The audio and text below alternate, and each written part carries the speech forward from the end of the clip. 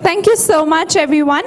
We're now heading to a panel discussion on mental disorders. As we all know, mental disorders has been increasing rapidly over these years. And over the next 10 years, it is shown to be increasing all the more.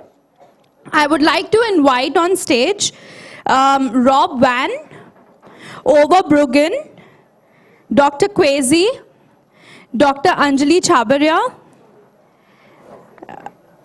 Namrata Thakkar, Dr. Safinaz, and Robert. Thank you. So like Vidhi said, mental disorders are becoming more prevalent in our country. I do need a pin drop silence, guys.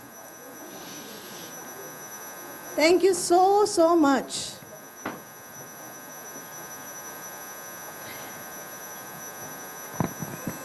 So my observation is that every day when I walk into the families, people are coming for relationship problems, not knowing that there is a problem between not just the relationship, but there is a problem going on otherwise. In our country, if the sexual abuse is hidden, then mental disorders are even more hidden. You don't talk about it. It's a taboo. It's something that never happened to you. If you're unwell and you have fever, you will go to the doctor. But if you have a mental disorder or you're not able to cope up, you're supposed to cope up. You're not strong enough. So all people understand is they use vocabulary like, I want to be strong, stronger, and stronger, and stronger, and that's about it. So what I'm going to do is, I'm going to ask each of the panelists to introduce themselves, because the way they will introduce themselves, I will not be able to do justice. So Rob, can you please?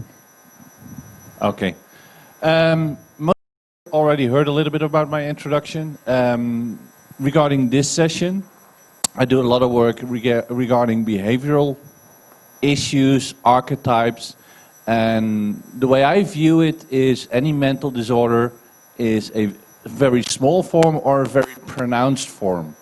And a very small form is usually not a problem. And I usually call them archetypes. Thank you. Lena. Good morning, everyone.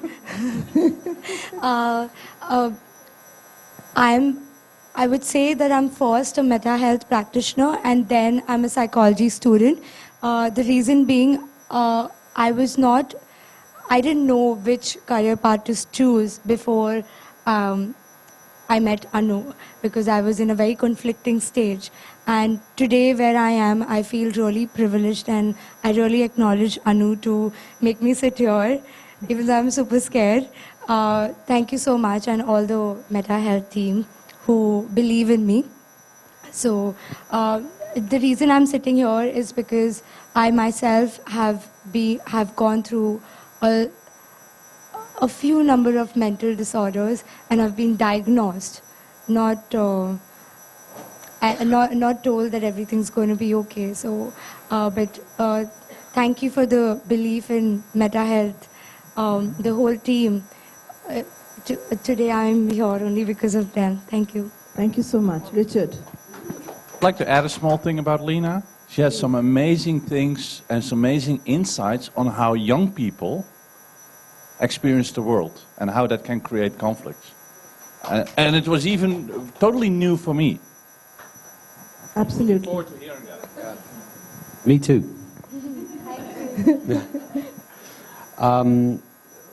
Many years ago, when I was writing the book Why Am I Sick, I called up Rob Van Overbruggen and said, how does this stuff work from a mental health point of view? So we spent quite a few months just working it all out. And if you've got the original copy of Why Am I Sick, then this was Rob and ours work.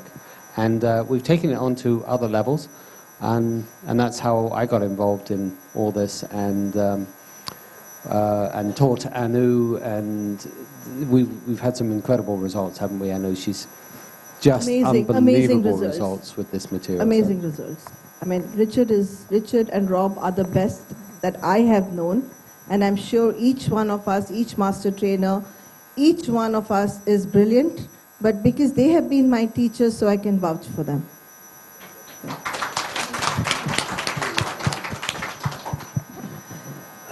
Thank you. For those who haven't met me, I'm Robert Twagbury. I'm also a master trainer and developer in mental health. I have a specific interest in anxiety and some belief and modelling that it seems to be behind a lot of other health issues, because when people are predisposed to being anxious, they're in a heightened state, which means it's much easier for them to be triggered and also actually get secondary shocks. I'm a systemic therapist and consultant, and I do something called developmental behavioural modelling, which allows me to actually start to look at how thoughts, feelings, behaviour and physiology all relate. And so using mental health as a framework, we can begin to assess, okay, we're talking about mental disorders here, but is there any real such thing? And the answer is no, because you can't separate a mental health issue from a physiological health issue, because it's all linked via the body and the brain. So I think this is going to be a fantastic conversation and panel, and I look forward to meeting you all. You mean to say our head and our body is connected? No! You mean to say... I'm going to go a bit mental! My God, I always we thought can- if I was physically sick, it had got nothing to do with my mind and brain. Are you sure? We can all be mental, and we can all be really serious. It's a choice.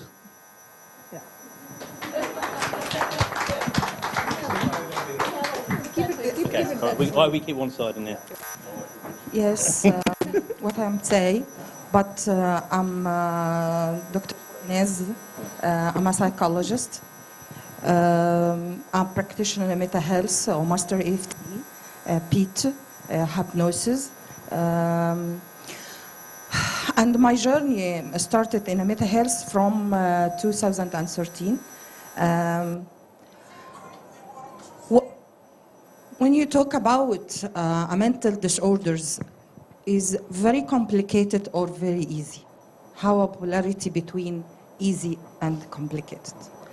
I have all months about 30 cases about panic disorder, bipolar, anxiety, fear, stress management, other all. Because after 25/11 in Egypt is a mixed cases in a stressful person in Egypt, because I'm fear, I'm not safety. This is main problem for this. My belief about mental disorders, I'm in session, my session, I'm artist.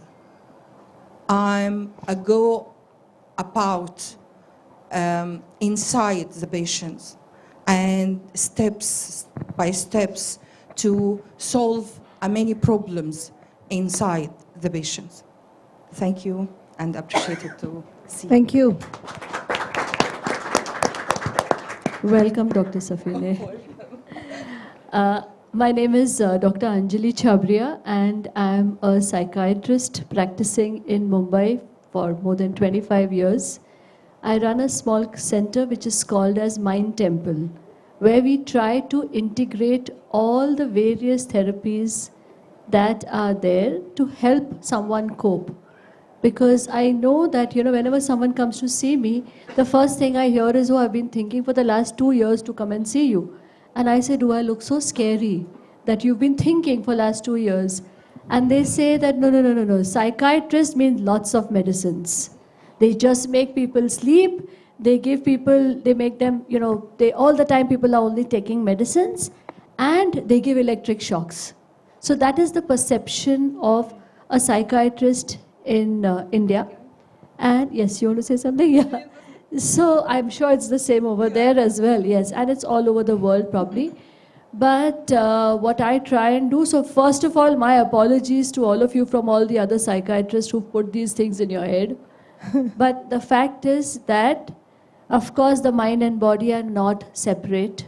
And there are lots and lots of issues which happen, which go hand in hand. So what we try to do at Mind Temple is to handle everything and to be inclusive. So we try and get whatever new treatments, whatever old treatments, so right from hypnosis. I have done my past life training with Dr. Brian Weiss last year. This year I've written a book on Death is Not the Answer to address the rising number of suicides in India.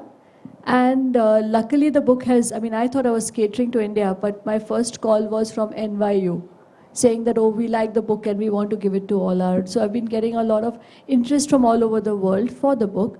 A book is outside. And of course, when Anu and I met, and we spoke about it, I said, of course, we're all doing the same work. So I think we're all trying to treat the same people and help in whatever way we can. Thank you. I must confess, you look scary though. And that is the reason people don't come. I saw you in the clinic. You've been lying. You stand with an electric shock. I know that. You're brave, I was scared. Isn't she looking scary, guys? She's beautiful, right?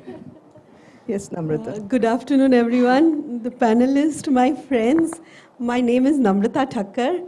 I'm an entrepreneur coach from Gujarati family, business in blood, husband businessman, brother, father, everyone businessman. And before 5 years, it happened with me, some major incident that my life changed. I went to Dr. Anjali. I'm blessed that she's sitting right next to me. It's just a coincidence, and I don't believe actually there's coincidence. There's something which is meant to happen today.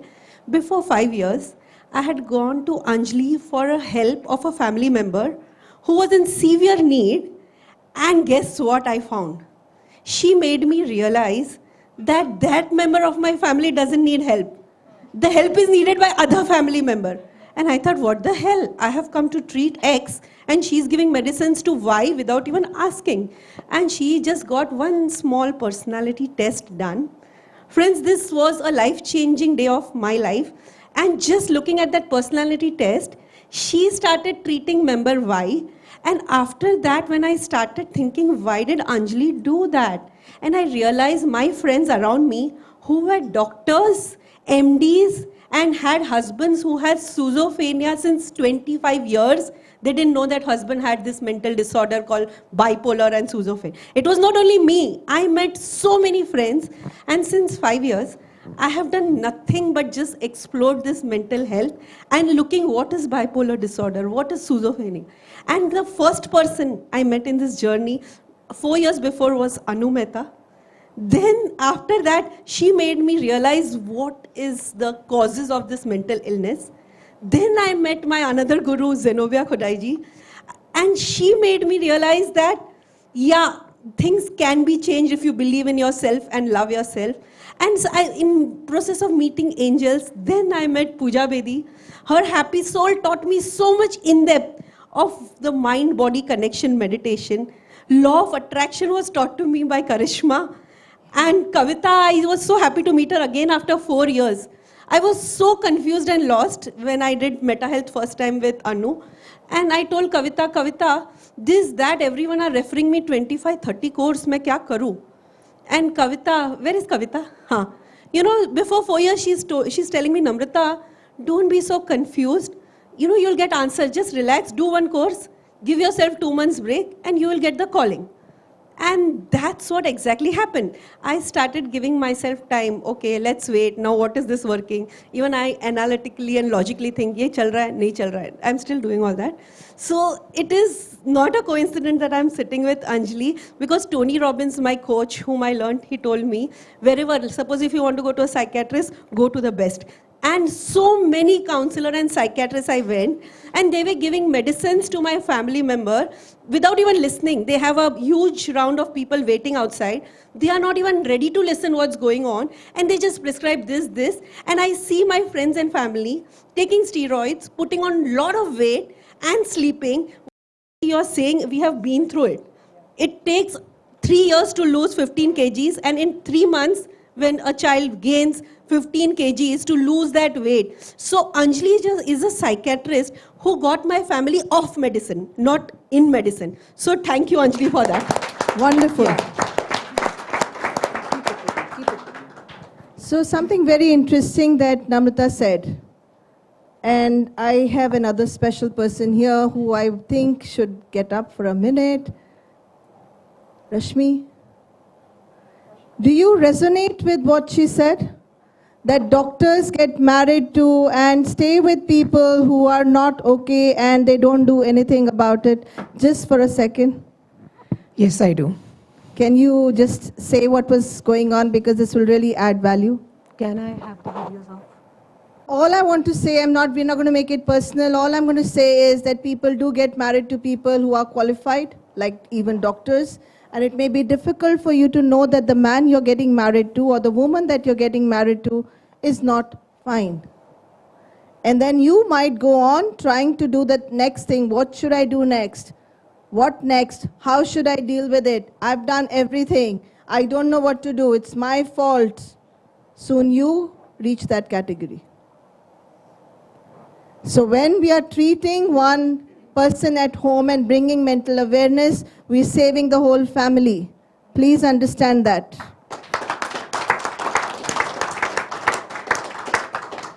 So we have such beautiful panelists here, and another thing to mention, they're from different parts of the world. So we have Netherlands, Amchi Mumbai, that's my, and we have Canada, UK, Egypt, and again Amchi Mumbai. So, yes, South Africa, sorry. I'm talking about a panel here. And yes, South Africa. So tell me, Rob, since this is a big issue going on, where people cannot recognize that something is going wrong, is there anything that you can give to people right now so they get empowered and they understand that, you know, there's nothing wrong with me. If I'm getting in marriage with this person, then I know I'm getting married because of X, Y, Z reasons, and I'm aware of it. It's like saying, if somebody's got leprosy, then I'm getting married to this person, or somebody's got AIDS, I'm getting married to this person, knowing very well that he is in this state. But most of the things are concealed. Can you throw a little light around that? Because that would really, really help people over here. Yeah, what I noticed is apparently a lot of people in my surroundings, maybe that's new, but have a relationship in their past or with their parent or with their parents, or with a partner, with narcissism. And the thing in that case is that they start taking everything personal what the other person is doing. They are doing something, and the person who has the most trouble, the partner with the narcissism, is acting, and they feel like everything is their fault. It starts raining, it's my fault. Something happens outside, it's my fault. They're angry, it's my fault. Just the realization, it is not me, it's them, gives a lot of peace over the person. And I've been doing a lot of work on the archetypes, both in India and in Egypt. And the kind of feedback that I get back from people is, I am normal. It's normal to be different sometimes. It's normal to behave different sometimes. And as soon as I see people realize that, the entire stress level goes like, boom. And we have not done any therapy. Just the realization is, okay, this is my behavior sometimes. Me personally, sometimes I'm really autistic. And nobody can disturb me. I know that. I know how to get into it. I know how to get out of it. So what?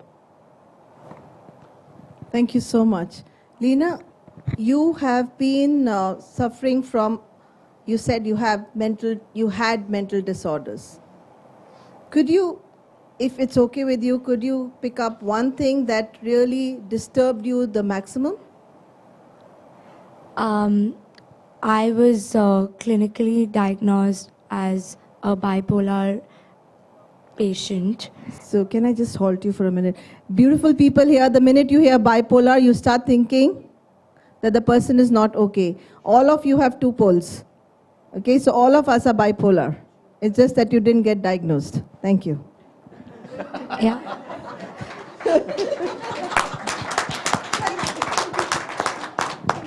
That was a group diagnosis.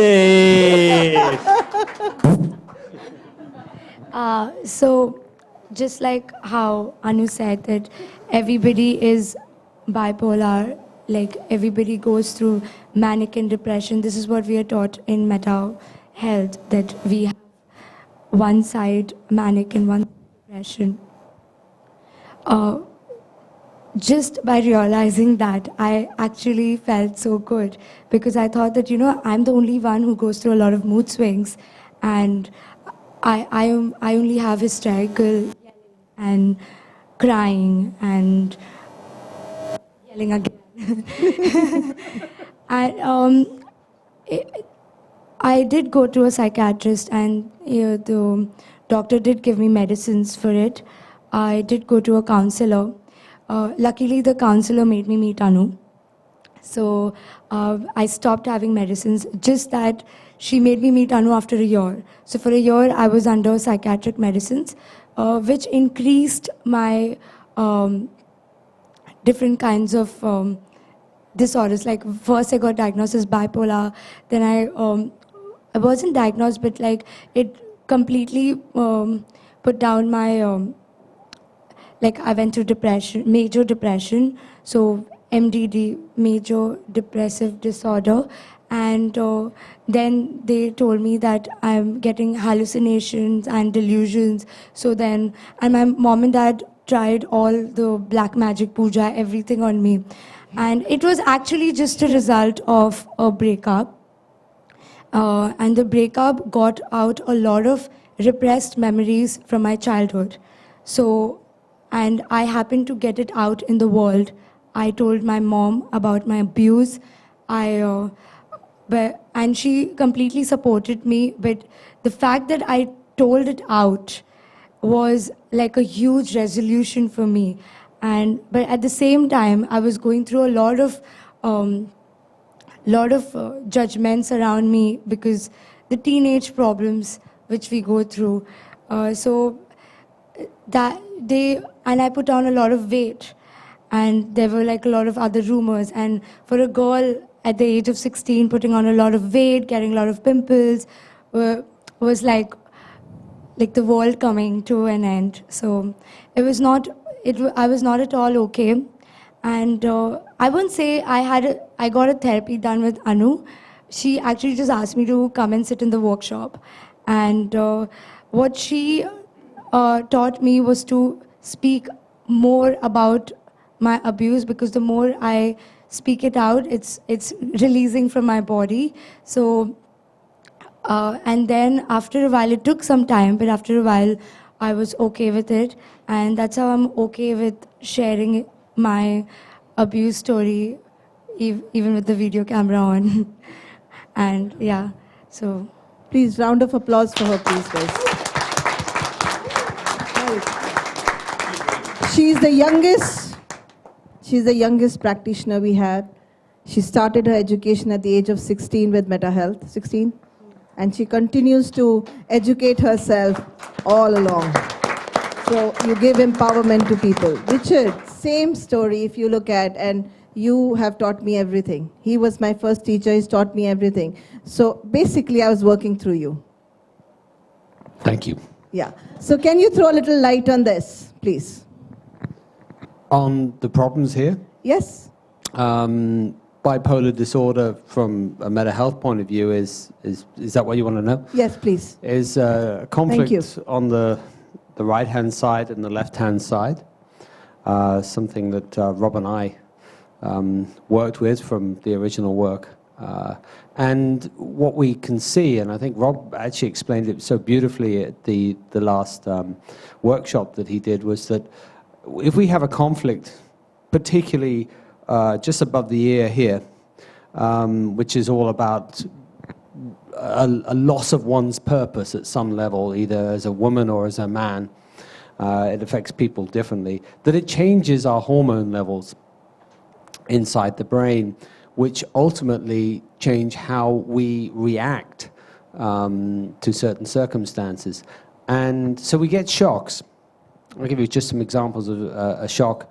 Might be an abuse, and it could be an abuse from a sexual point of view, as a man to a woman, or it could be an abuse of a person losing their purpose, like their job, and through bullying or something like that, which can affect people in different ways. And what then happens is that this lands on one side of the brain, and it closes down one side of the brain and leaving the other side open, which then starts to change our way of thinking. And then if we have another shock, and we land with one on one side here and one on the other, we have two shocks. And if they are all related around this sort of purpose, then what we find is a person can, if these shocks are then re-triggered, they can literally trigger from one side of the brain to the other. And I think actually you teach this even better than I do. But what it does is it changes our hormonal balance, which therefore, do you want to just give this, I'm going to give this over to Rob. You know what's interesting here? He's your teacher, you're my teacher, and we're giving it. Oh, yeah. It's a whole circle. Yeah. Please, Rob. I do like to add something which gives also a different aspect of looking at the shifts in the bipolar reactions. Because it's a shift from more manic to more depressive. And it's interesting to find out what happened that the mic... That's getting bipolar. The mic is getting bipolar. The mic is getting bipolar. Just deal with it. What happens at the moment that the person shifts from more manic to more depressive, or from more depressive to manic? What happened in their life? Can be a good thing or can be a bad thing. Can be a traumatic experience or can be a relief moment. Thank you. I just want to say Sure. a few more things. So from the work that we put together, we also, we made some, yeah. I'll deal with the bipolar. Okay. It's probably the battery. Yeah. So what we also discovered, quite interestingly, is you're talking about those relief moments, is that my work as well, we were able to trigger off these relief moments in the office, so to speak, and show people that they could go from manic to depressive just merely by re-triggering these things. And I've shown this several times within people. And it's quite amazing because suddenly they releases them from the burden, realizing that they actually have control over their bipolar issue purely and simply by understanding these triggers. So that's one particular part of it. On command, yeah, absolutely. And also we know it's connected with sexuality as well, which is the thing that I thought was amazing. And so I've also been able to prove that, say, an attraction to a person of the same sex can also be brought about by changing the levels of the hormones. The hormones are estrogen and the androgens, testosterone is the most common one. And what then happens is that we can show all sorts of different amazing behaviors that are often associated with extreme mania and extreme depression, which then, amazingly, we show the client how they can change, and then we can solve that. And I've certainly been working with that material, and very, very quickly, and my students, I would say my students, have been able to help clients solve these issues, and this sounds absolutely crazy, so it doesn't always happen, in under an hour, and their depression, their bipolar disorder can literally lift in that one session. As long as they're not taking medication, then it can lift, which is just unbelievable to see.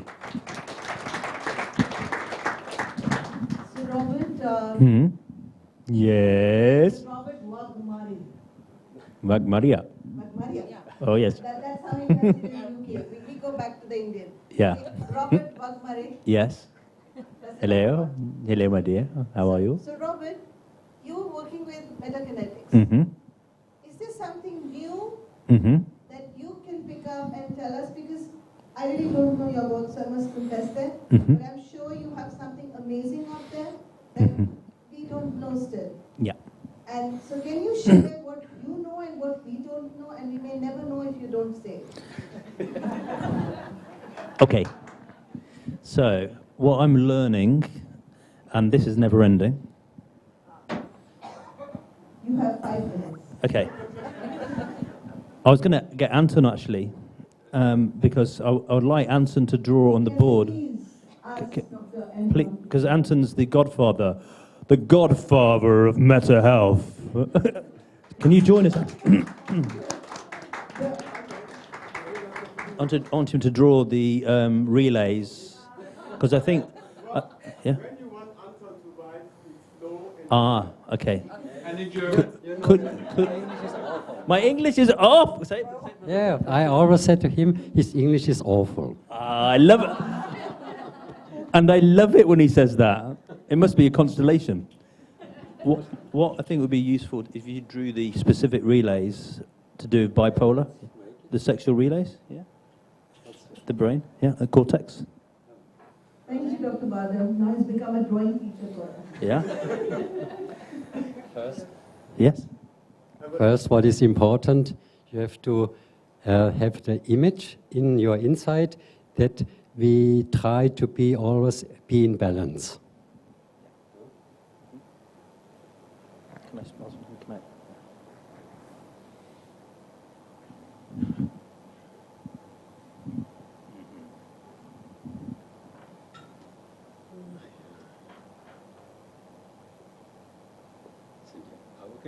Eyes.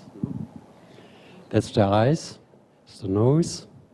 And now we have 2 hemispheres. And we have a cortex.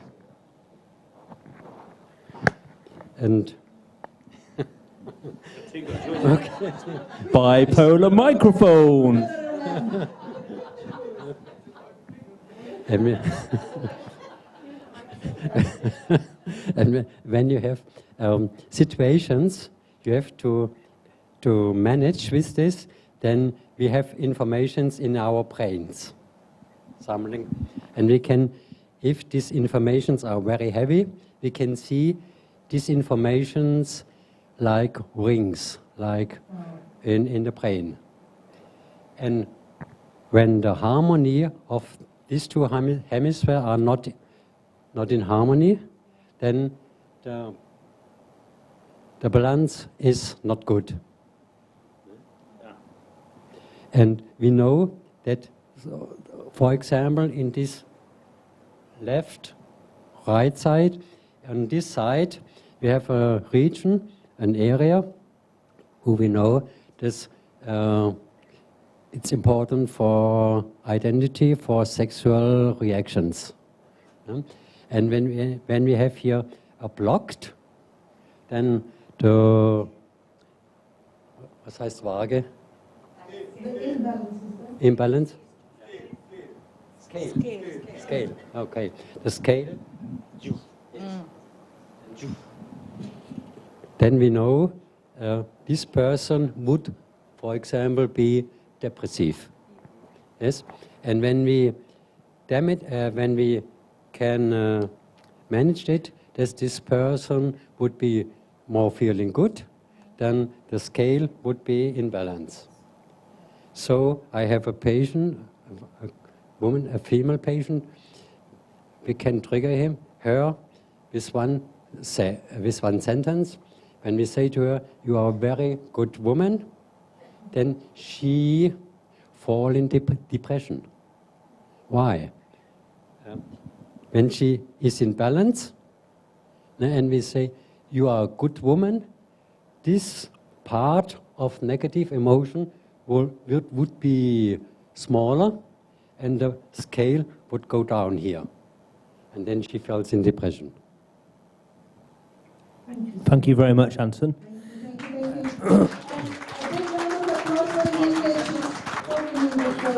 So, I'm gonna finish with a few things for people to consider. With the research of metakinetics, what I've been discovering, and Tremaine and also some of our students, is that there's like an integration between many areas of the brain working together at once. So the original work by Dr. Hammer was done, but it was very two-dimensional. So we'd see that there'd be configurations in like one plane. But that's not how we really work. We really work in a much more three- and four-dimensional way. And so for someone to have activity in the territory relays, there's nearly always frontal cortex issues with anxiety. And what I've discovered is the anxiety, the powerlessness, or the fear of confrontation, it creates a precursor for many other conflicts. It almost opens the territory areas up. So there's a powerlessness and a fear of confrontation in relationship to around love or sexuality. So we talk about it as being sexuality in metamedicine, but it isn't really just about sex. Because what does sex really mean? Why are we wanting that intimacy? Because we want to love with our heart.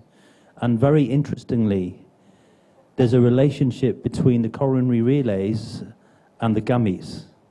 So in women, the vaginal mucosa, prior to menopause, gets active more than the coronary artery, and after menopause, and also with hormonal imbalances, it then moves into the coronary, and that's why women don't tend to get coronary issues until after the menopause. So, actually, my belief now is that we all have some imbalance here. There is no such thing as perfect health when it comes to the coronary areas, because all of us have issues at some level with intimacy.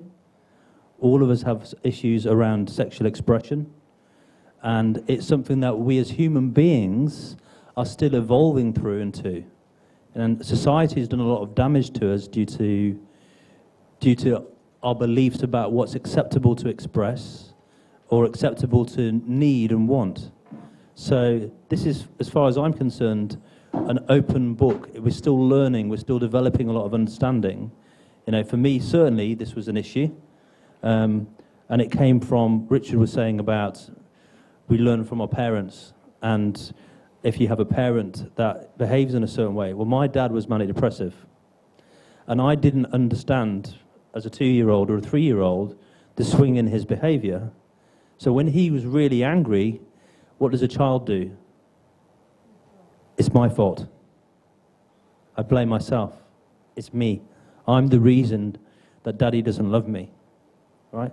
And I need his approval, yeah? To feel safe, to feel secure. And it begins like this. If there's sexual abuse, what happens is the child blames themselves.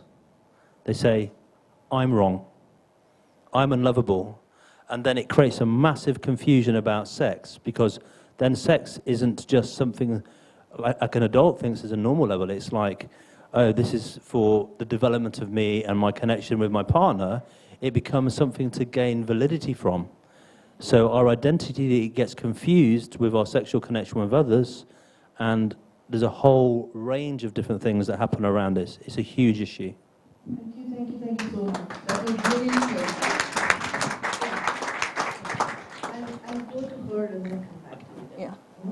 The reason I'm going first to Namrata, because it's quite interesting how it's coming up again and again, that if your family member is not like this, but is like this, and 2 minutes later like this, and then like this, and then like this, and then like this, and it can be triggered off with one sentence, and that one sentence is in your environment, then somebody who is living with that person, how does that person cope up with it?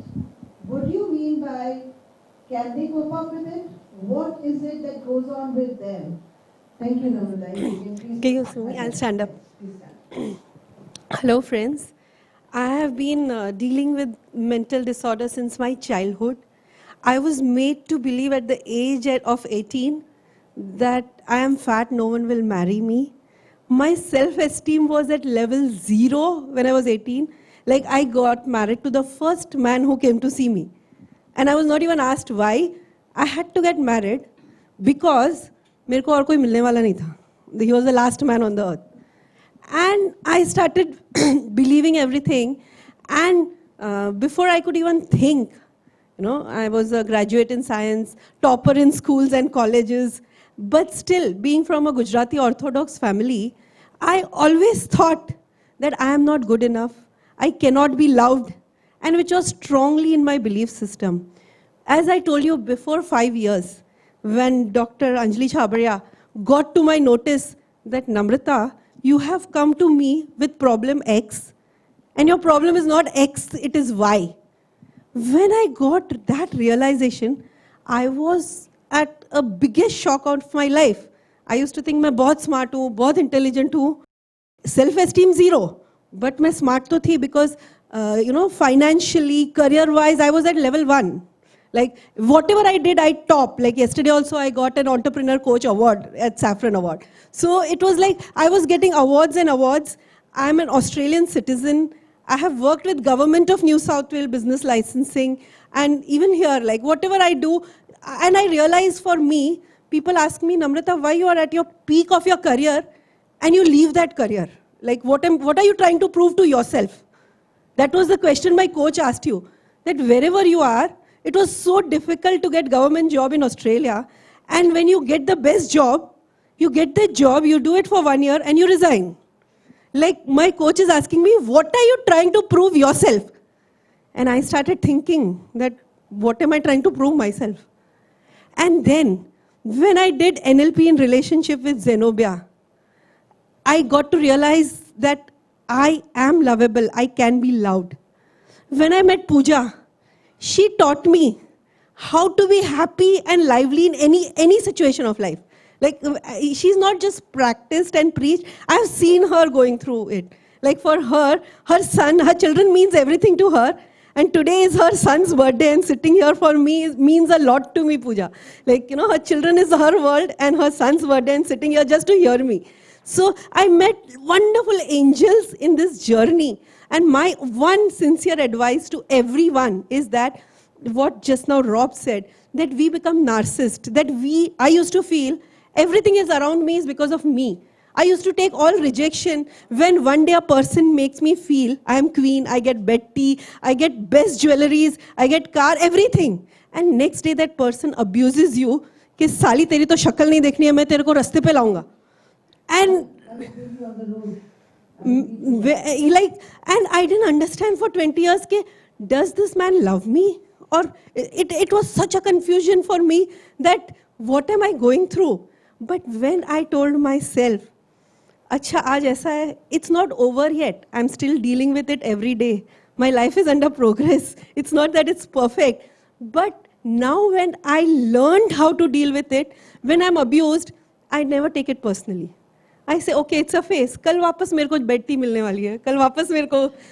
That is what I learned, that it's okay. And I started being really, really happy with everything.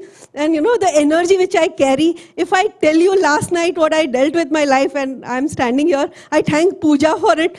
She told me, whatever happens, be happy and spread that happiness wherever you go. So thank you, Pooja, for that. And that's my message. Thank you.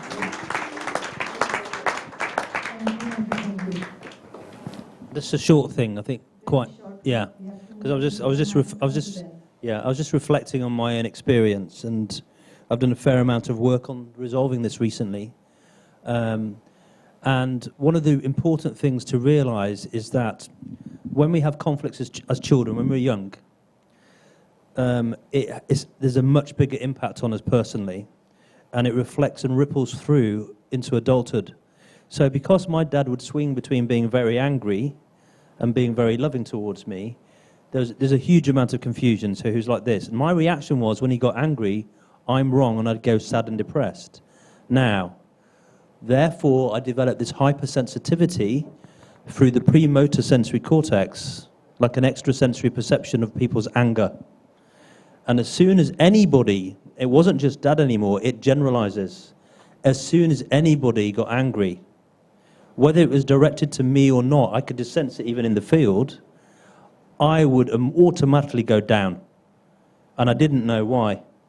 Yeah? So I just sensed anybody's anger, and then I'd go, I'm wrong, it's my fault. Does that happen to all of you? Yeah. Sure, please. When Namrata was talking to me about what she's going through, my brother was schizophrenic and he committed suicide. And I was married to a family where my mother-in-law is bipolar. So I dealt with a person who was extremely important to my husband and in my orbit, who was bipolar. My brother was schizophrenic. And I think the most important thing we learned through NLP is that you can't change other people's model of the world, but you can change your model of the world.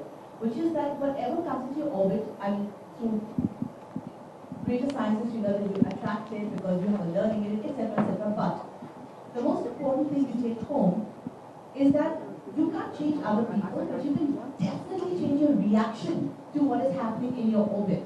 And that says everything about you and your journey. So unfortunately, they have their journey and they need to go through what they're going through, but you need to go through what you need to go through and not be impacted by what else is going around you. So you can go out and help them get over what they're going through. But your journey is separate from that.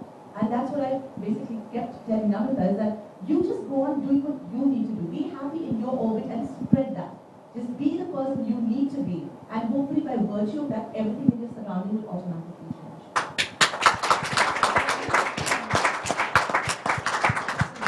Then we have Anjali. And we'll, Anjali, Yeah. if you can throw a little more light on this, because you got a mental health perspective, you got a client over here, you have a client's family over here. Right. So this must be a very usual situation for you. Yes, yes, yes. I've been doing this for the last 27 years. And what I have learned is that yes, there is someone who is sick, and what may happen is there are people around them who are suffering because that person is sick. Now, when I say sick, and we've been talking about the maladaptive uses of medication, how they make you fat and all of that. But if I give you a scenario that sometimes, see, it is medicine, it is required as well. What happens is that if you're talking about bipolar and someone mentioned that the person should not be on medication to do this work, but just imagine a husband who has bipolar, who when he is high thinks that, okay, he can sell all his assets and give it to charity and not worry about the child in his house. Now, definitely this person needs some medication to feel a little better, to be a little in balance. Because what's going to happen is that if he is not treated, he is going to sell off everything, all his assets, or gamble it away, and then after a few months just get into a depression and then feel that, oh, I have nothing here, and now let me take my family and let's all jump down. So even though I know that a lot of people have been medicated wrongly, I would still emphasize to all you healers here is that there is use of medicine and how we can balance it.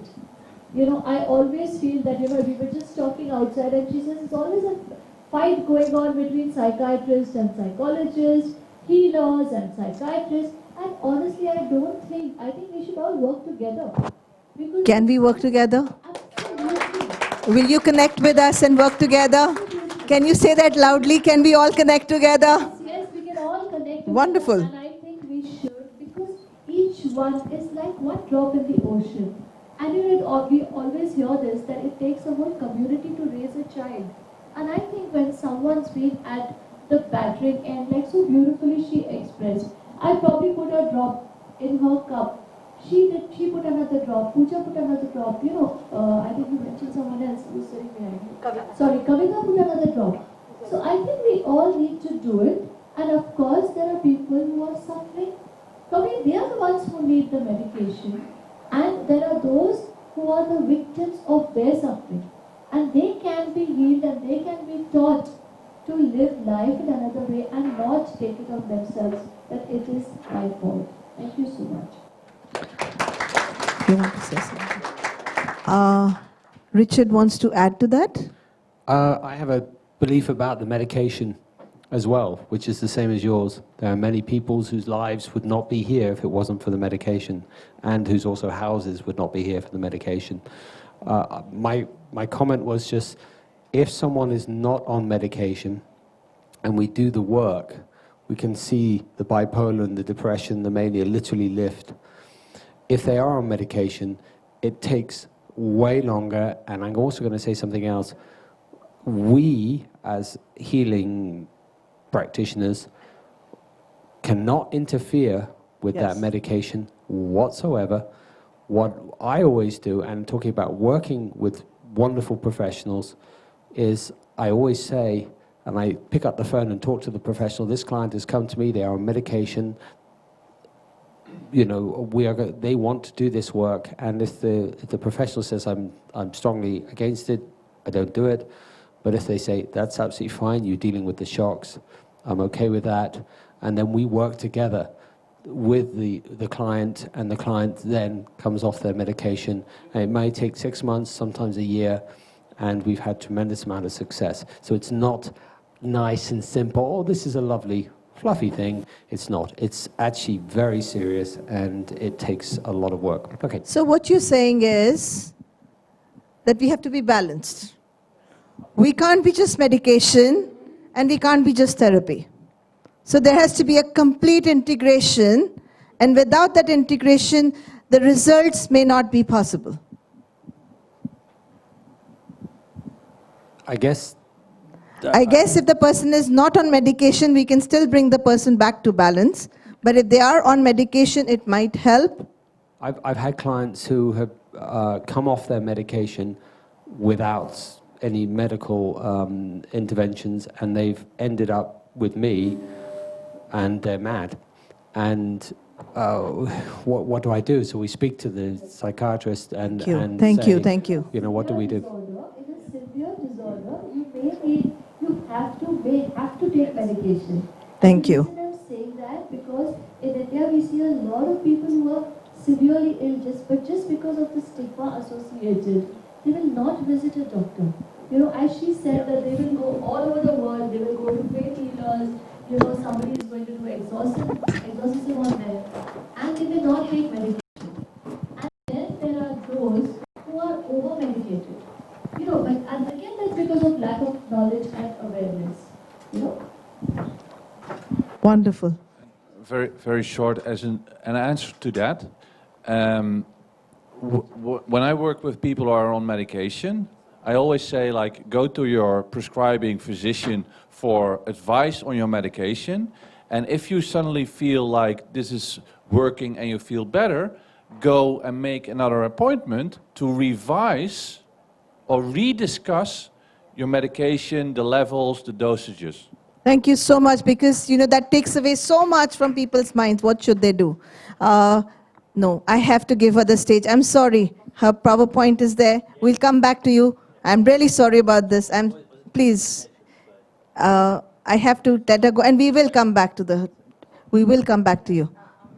Share something about bipolar. A group of 4,000 patients of bipolar. We talk about what's called bipolar. I'm crazy, you are crazy. I'm taking medicine. Or the main question is, what is about bipolar in a journey of not a bipolar. This is case. Wow. This is the artist, yeah, but this. Wow. It is the me, or something too complicated about what is that? What is the more specific faces? Look at the when you pray, nothing, or a piece of myself, of person, another picture, please. Yeah.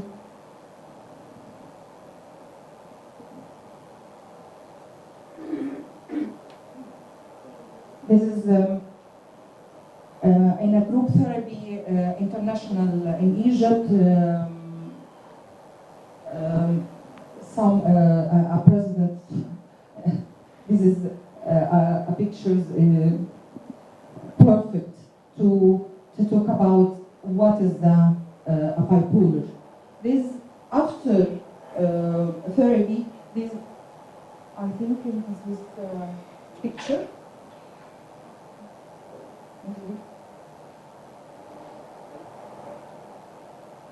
Look at that.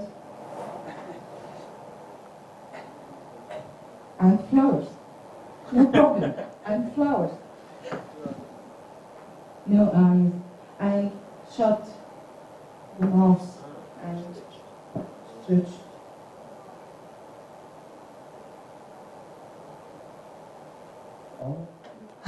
Kwesi is going bipolar.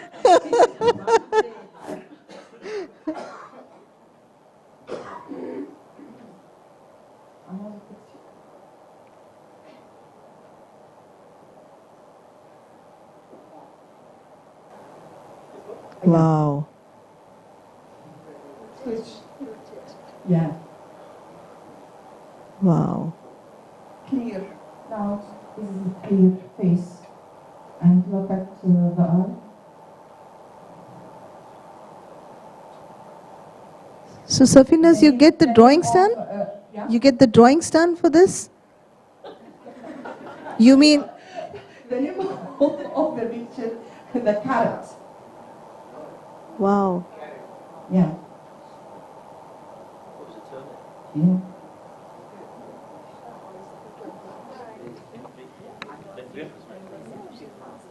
The same face or the same emotions about what is that or what is that.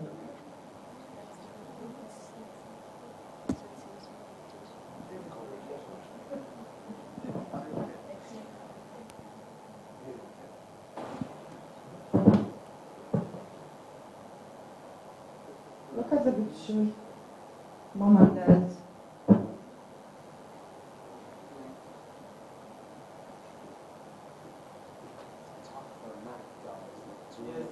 When you talk about a case of a diabetes, yeah.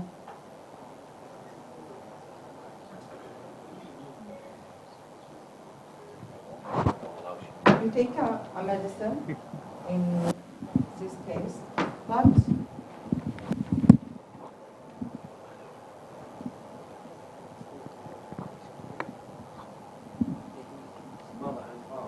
yeah,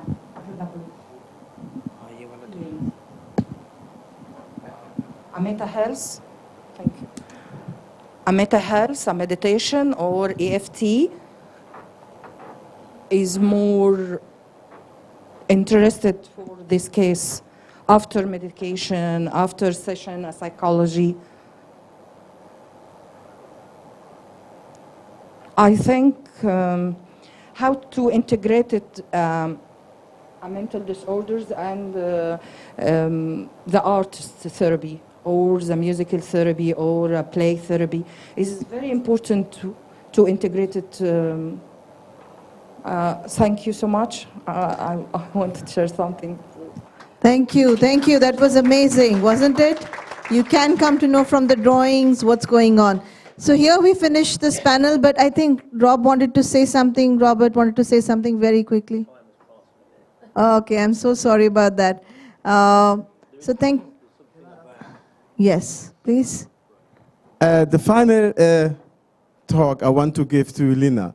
So how is it in this world that is so confusing for young people? Stand up. Give her a hand. It's her first presentation.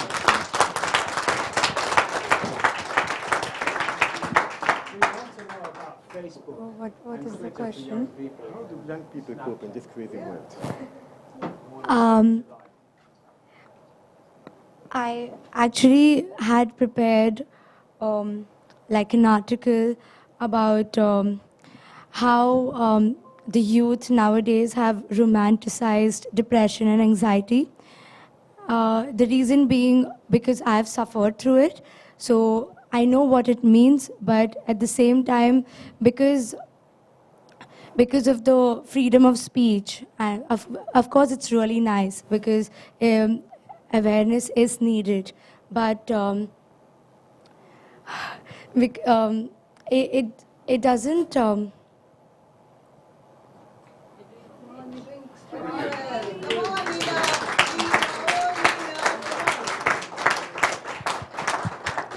So, like I went through.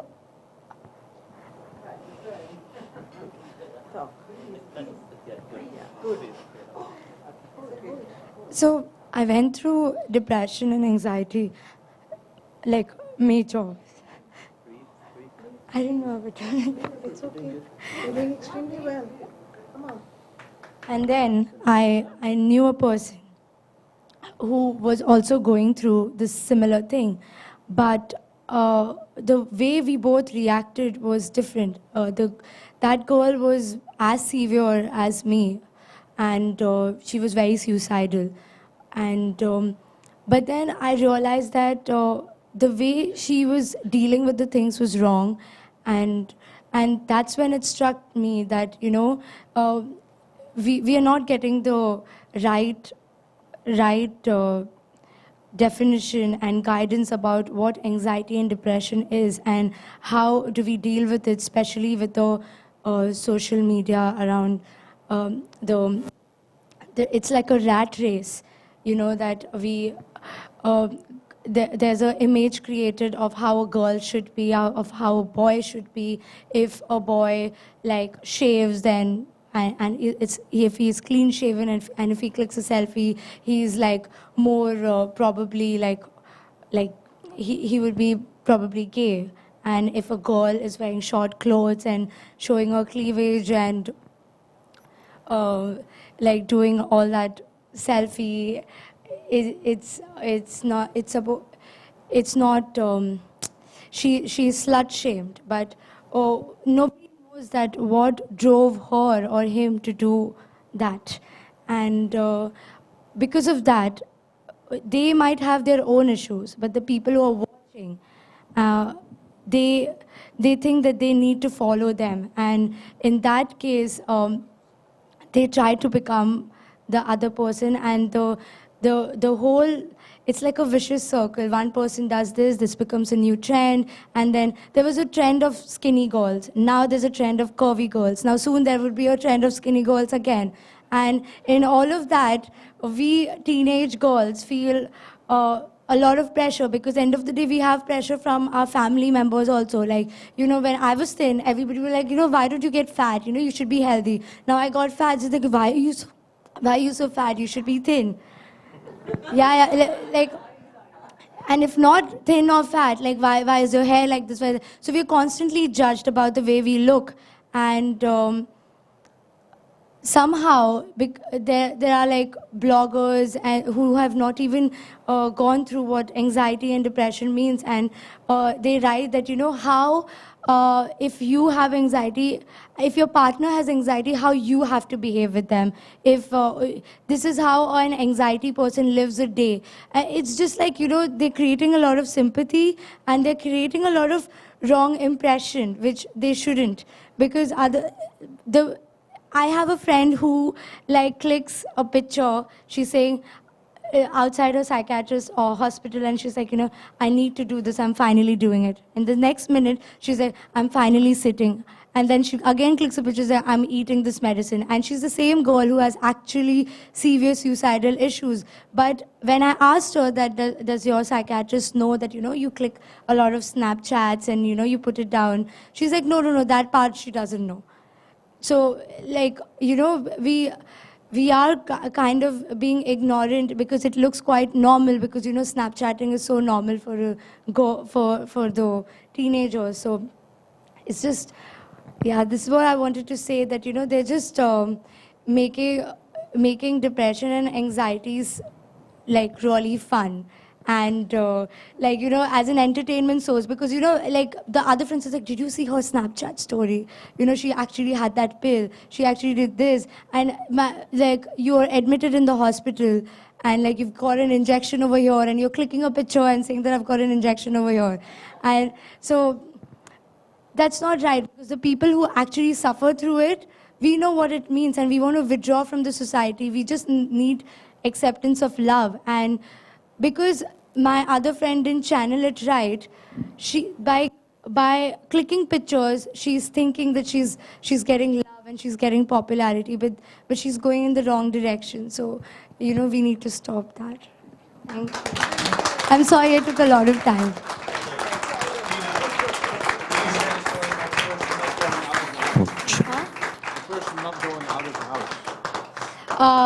Yeah, and there's this girl who, like on Instagram, we have a lot of followers and this and that. So nowadays, our whole purpose of life is like, how many followers does she have? How many followers do I have? If she doesn't have only 58 followers, she might not be, but she's actually pretty. But why is she only having only 58 followers? And why is she having 10,000? She must be wearing skimpy clothes. That's why she's having. So, there are girls. I know few people who who put a lot of makeup, put a lot of editing in their whole picture, and then they post it, and they actually get a lot of likes. But in reality, they don't actually look like that, and they actually don't go out of their house. And if they're going out of their house, they actually cover their face. And this is anxiety. Like fear of not knowing how people are going to react if they see the actual face. Anxiety is all about dealing with thoughts of threat and what is going to come in future. And they cannot handle, like, if I'm going to come and talk here. So even I go through a lot of anxiety, and right now also I'm going through a lot of anxiety. But yeah, we all need to face it, because till the time we don't face it and till the time we don't have proper guidance, we're going to go into the wrong channels and get, what do you say, get content and accepted in a way which is actually leading us to more destructive diseases. And one more thing I would like to add, like, I'm not an expert. I'm still a psychology undergrad. But we've been taught that whenever there's a psychological disorder, the best treatment is with the combination of medication and therapy. And the reason we need a little bit of chemicals in the body is because there's some hormonal imbalance happening so severe that it needs to be calmed down. And once it's calmed down, you do therapy, and you can do combination of therapy. Thank you. Thank you, thank you, thank you, thank you, thank you.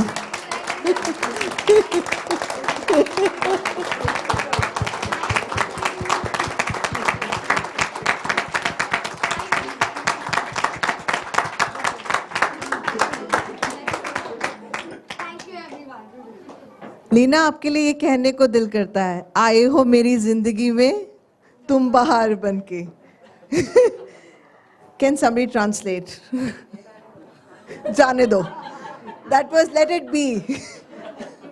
Okay, so with that. Okay, Rashmi wants to share, but we are time constrained. And what do I do? Kwesi, what do I do? Let them talk? Let them... There is a possibility, if you all agree. There is always a possibility. And the possibility is that we cut short our lunch break. No problem? Fantastic. Brilliant. Come, Rashmi. Yeah, we give it to everyone. Yes, and after Rashmi, then we have Dr. Miho from Japan. No, you will, you will, you will. Thank you so much, Anu, for giving this opportunity again. I needed to talk today. Nahi, aaj nahi, not now.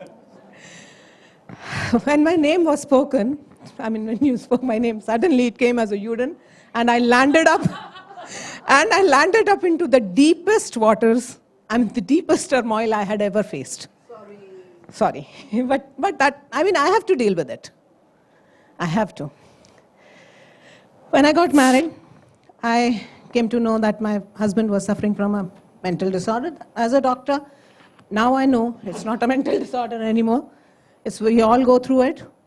But that time for me, those years were really very tough. And the only thing I had in mind was, I have to get it right. I have to get it right. And from there, my journey started, where I landed up into a very low self-esteem. I was an amazing personality since my childhood, very vibrant, very different. And what I am today, part of it. I lost myself. The only thing Dr. Anjali had said, what a caregiver goes through, is what I have gone through. I totally lost myself. I was like, I had no friends. I wouldn't talk to anybody. And I was just like, what is going through? I just have to keep it as a secret. And the only worry was, I have to get it right. I have to get it right. Only worry was my family. That's it. I was so much like air, and I was constrained like this. This is my part of the story, so I'm sharing it. I started working with Anu for my husband in 2011, and she said, you have to come in. And since then, I've been working with her off and on, and today I am what I am. And I needed to share it. Thank you so much for listening to me. Thank you.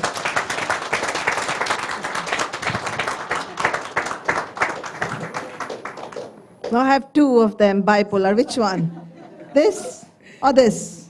Okay. I realized that I was a bipolar too. I want to thank Dr. Anjali Chabria for being here. Thank you, doctor.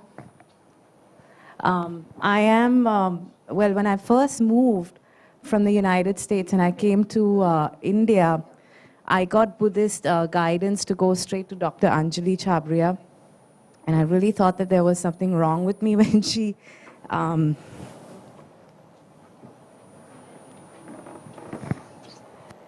doing amazing.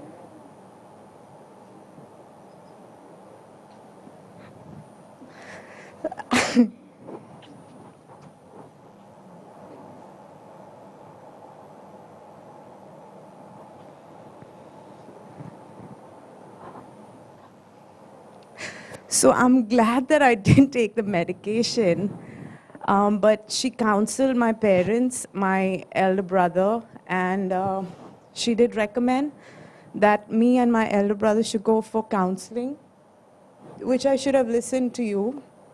I was being very skimpy with my finances because I told my brother, I said, you should pay for your counseling.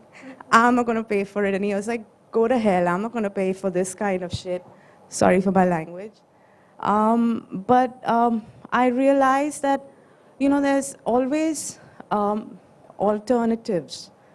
But those are not necessarily for everyone. Sometimes you need medicine. And it's taken me 6 years to realize that, from 2011 to 2017. Had it not been for Dr. Anjali Chabria, I would have never had an aversion for medicine. And now I really love medicine, and I'm going to pursue it further. So thank you, doctor, and thank you, Anu Mehta. Since it's getting into a sharing, anybody else wants to share? Please. Come up here. Hi friends, I am Shirish Mungre. I just wanted to say how we take words wrongly. Like Namrata used self-esteem, she has also used self-esteem, but have you really gone into detail of self-esteem? Self cannot be estimated. Do you think self is a simple or complex? Tell me. Okay, that means it is not a simple. If we really use the self, it may be bodily part, it may be dreams, it may be our goals, all different, simple, different factors. And estimate means rating. Can we rate complex thing? Is it possible to rate complex thing? No. So self-esteem word, how we perceive itself is a wrong. So somebody uses, suppose Dr. Rob, in my interaction with him, he says you are a worthless person. So this thing may be in particular factor, not all the factor. So we take it meaning wrongly and we depress ourselves. Self-esteem word itself is a wrong, but how can we do? We can rate one factor. My thoughts are good or wrong, one factor of self. I can rate that, but I cannot rate total self because self is a complex and it's a beautiful thing. Thank you. Wonderful. Anybody else wants to share? I never said that, right? just to clarify, I never said that. No, you said it. You said it. When? Proof. All of you heard, right? He said it, right? No, Rob, you didn't say it. We were just joking with you. Hello, everyone. I am Dr. Anjali Sharma, a psychiatrist too, working in Delhi, AIMS. I need to confess something to myself. Thank you, Robert, for this. As we all know, psychiatrist is a big word in India, not only in India, in overseas. A psychiatrist means a doctor who don't know anything, but he know everything. People scare of going to a clinic and hospital and all. So here the confession is, we doctors, we are also human beings, and sometimes it happens that a patient who is sharing his things, and we think like it's our story. And we need to deal with it. And yes, from last 6 years, I was like, hiding myself from one story of separation and two separation actually. One with my boyfriend and second with my husband.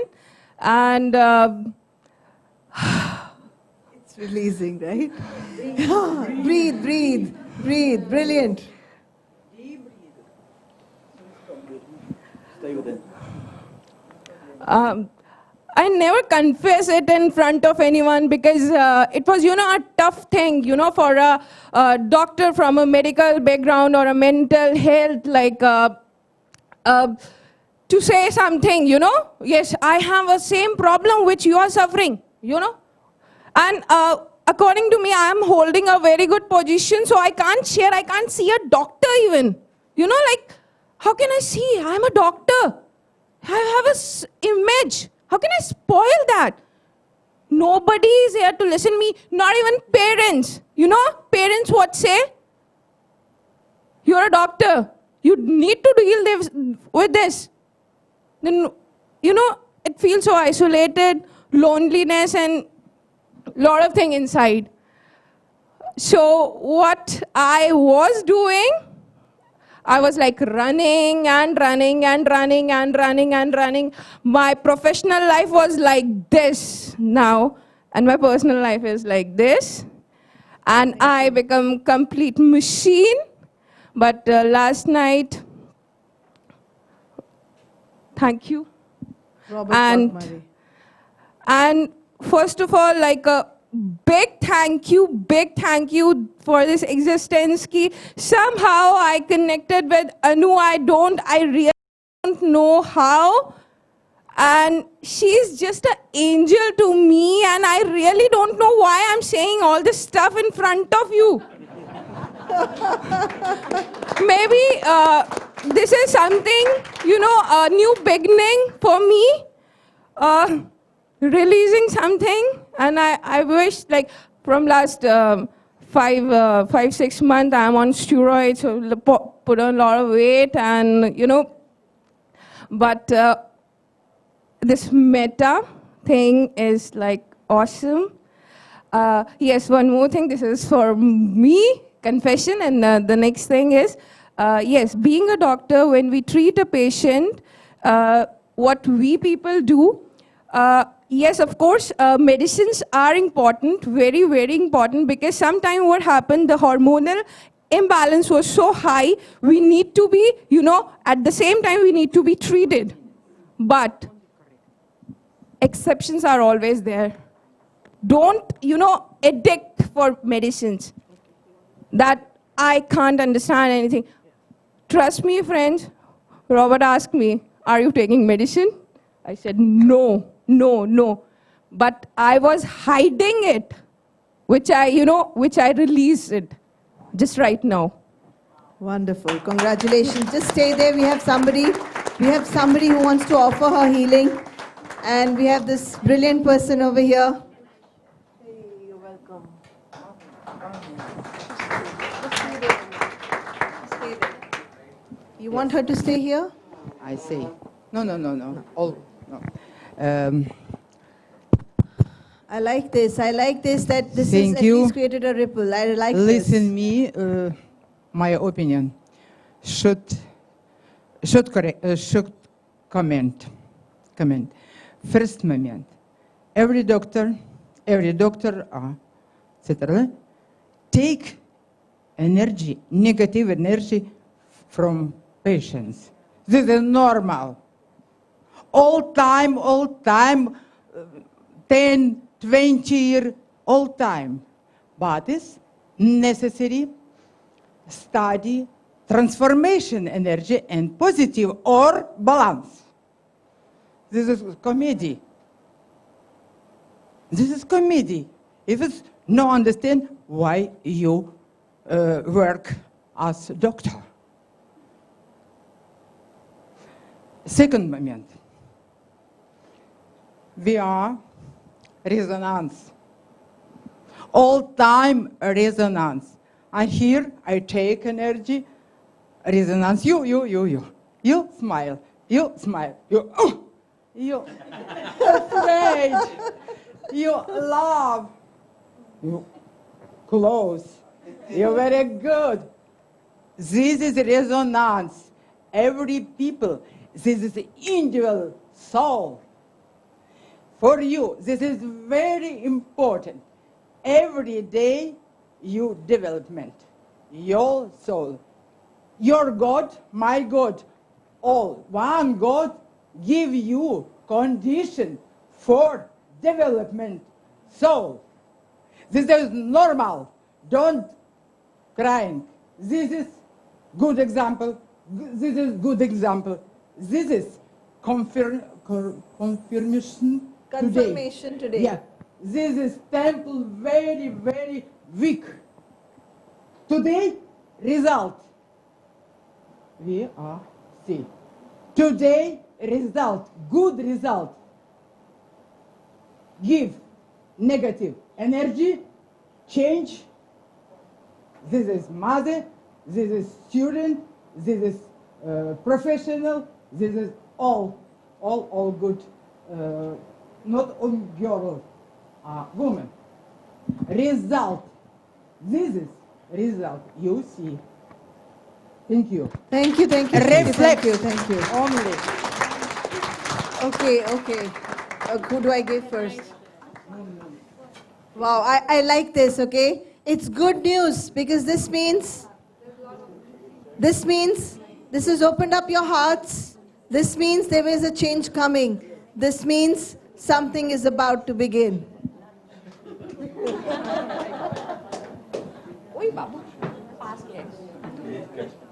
Yeah, so I'm just going to take 2 minutes. Dr. Anjali, you may not remember me. I had come to you in 2007, no, 2008. Yeah. I had got married in 2007, and I was finding it very difficult to deal with the change of atmosphere because I was my father's princess. And I was always treated like a princess, and I went into a lower middle class family. So I went into depression, of course. I didn't know how to deal with it. I Googled, I went to Dr. Anjali. I took medication for 2 months, and everything was perfectly fine. That's how medication helped me. But yeah, today, the reason I'm here is I wanted to share both the things. Actually, I didn't even tell Anu that I had been to Dr. Anjali. I forgot to mention that. So when I got in touch with Anu, that time I was in deep shit of depression. I left my husband's house eventually in 2014. Since then, we live separate. But I was in deep shit of depression. 1 year, I was not working. I was at home. Didn't have the courage even to step out of my house and be with my friends. My friends used to visit me home. And I used to just keep crying the whole day. Didn't know what to do at all. But then I met Anu. I did Meta Health. And today here I am. And she took out my stage fright in spite of me being, I'm so sorry, I'm so puzzled up right now. I'm handling 3 educational institutes, and this is what I used to do before marriage, before 2007. I was the one who used to stand on the stage and introduce people and do everything. And from 2007 to 2017 it is, after 10 years, I got these guts back to stand on stage and introduce people. She took out my inhibition. She just told me, you have to compare the first day. And I was like, I've never done it. How do I do it? But I did it. And it's all thanks to Meta Health. Today, when I drop into depression, I know how to deal with it. I don't sit and cry. And that's a big thank you to Anu and Meta Health. Where is Anton Brado? I'm so sorry. Sir, thank you for Meta Health. All of these people sitting out here, actually, and who have contributed to Anu's life and are contributing to our life as well. Thank you so much.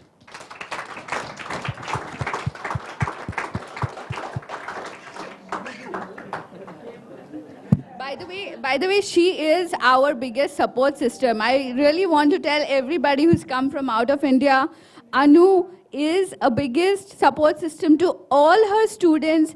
Everybody who comes into her life, she holds them. She does not let them go. She knows when they are not in contact, she knows that they are going through something. She holds us all together. And that is something I totally admire about her. We love you, Anu. There is no life without you. We love you.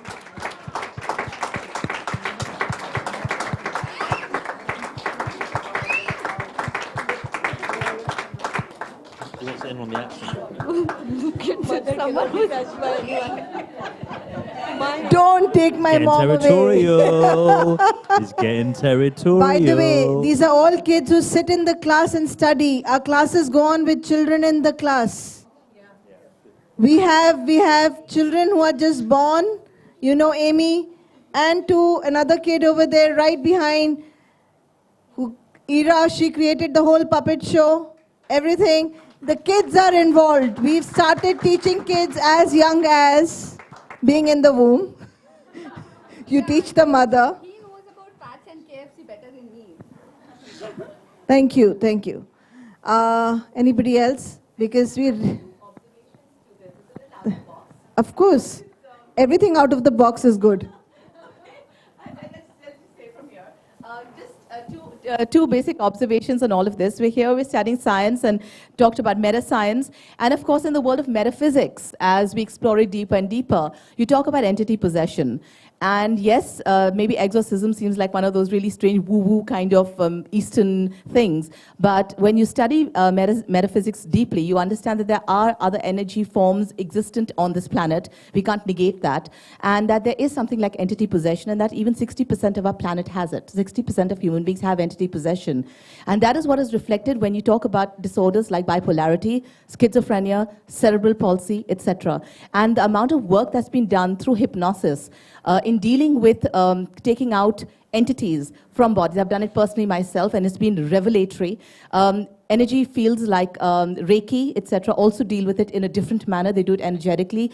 Hypnosis does it by going into the brain, into the subconscious mind, and extracting that through dialogue. It's very interesting work, and that should be explored also when we talk about this. That's number one. And we shouldn't close our minds to these things because we are in the field of being open-minded and different from what medical science says.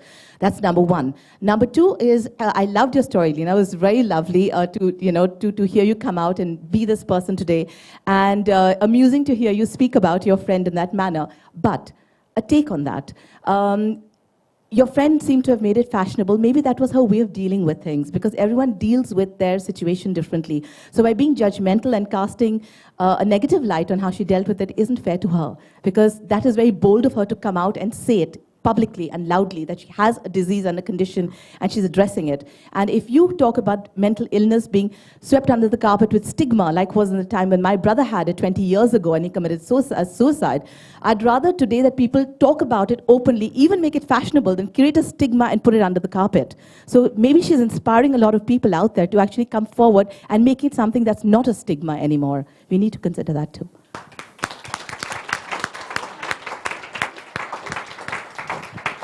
Can somebody throw here light on entity work that we do? Please.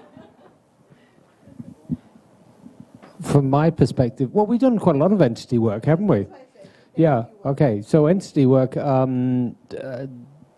we often deal with that, and we can find out when the entities arrived, and then also assist in their journey and take them.